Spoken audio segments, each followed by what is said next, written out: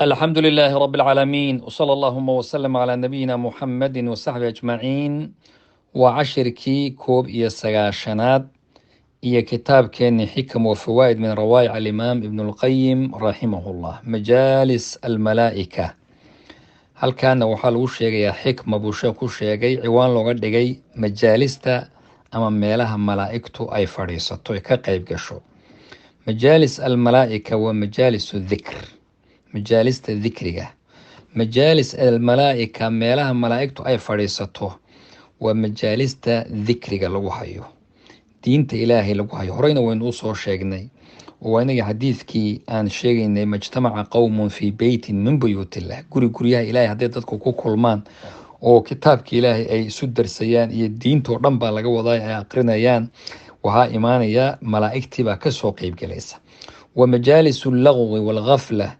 meelaha laqwiga iyo khaflada iyo halmaanka iyo xumaanta lagu hayana waa majaalista shayaadiinta wey. haddaba hadday saa kale yihiin falyatakhayar ilcabdu acjabaha ilayh, addoonku ha kala doorto isagu, qof walbuu aduu kala dooro, ama majaalista malaa'igta ilaahay fadhiisato qaado ama majaalista laqwiga shayaadiintu ay fadhiisataad qaadan.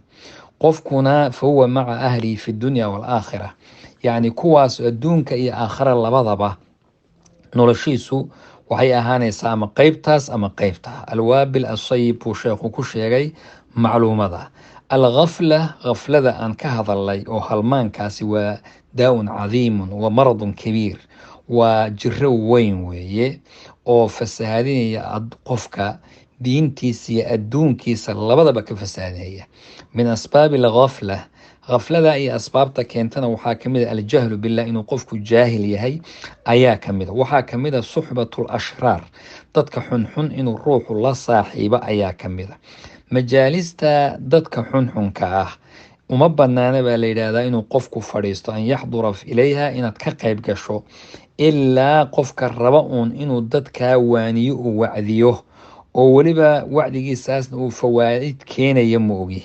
laakiin qof aan daaqiya awood u lahayn inaad ka hadashana aan kuu suuroobayn inaad ka qeyb gasho ma. tusaale, xafladaha waaweyn ee kuwa xumaanta iyo lagu hayo iyo raqsiga iyo waxyaabahan iyo heesaha iyo fulaanka, haddii ay jaanis laguu siinayo inaad mikrofoonka intaad qabsato laguu siiyo aad dadka wacdin karto ood wax u sheegi karto, waa tegi kartaa. maxaa jira ummadii baad wax usoo sheegaysaa, dad gaala abaa wax loo sheegayo oo laga qeybgelaya meesha joogaan. rasuulku tegi jiray meelaha ay fadhiyaan buu tegi jiray.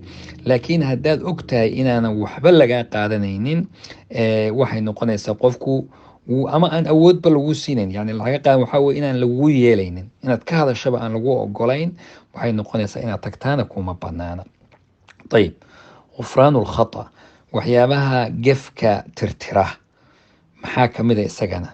falow kaana kullu man akhtaa, qof kasta oo gefay ama khalad galay haddii laga tegi lahaa oo maxaasintiisii, ilan qofku wanaagna uu leeyahy xumaanna uu leeyahy, wanaagiisiina saa lagu tirtiri lahaa, waxaa fasaadi lahaa baa la yidhaahdaa. culuumta iyo sinaacaadka iyo xikmada iyo wax walba way catilmi lahaayeen, waxba ma kala socdeen. marka taas waxaa weeyaan qofkaas sida xadiidkiiba uu ahaa, kullu bnu aadama khataa wa khayru lkhataa'iina tawaabuun, yani dadku way wada gefayaan.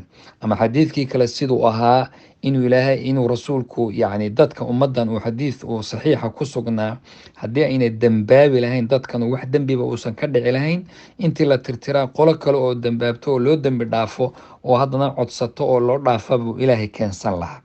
ayib, macluumo kale, acmidatu rajaa, alrajaa in wax la rajeeyo oo qofku wax fiican ilaahay uu ka rajaynayo, tiirar ay ku taagan tahay baa jira.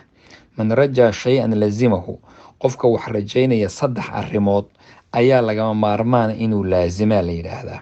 sida aayadda qur-aanka u fiirso, ina aladiina aamanuu waaladiina haajaruu wajaahaduu fii sabiili illaahi ulaa'ika yarjuuna raxmat allah.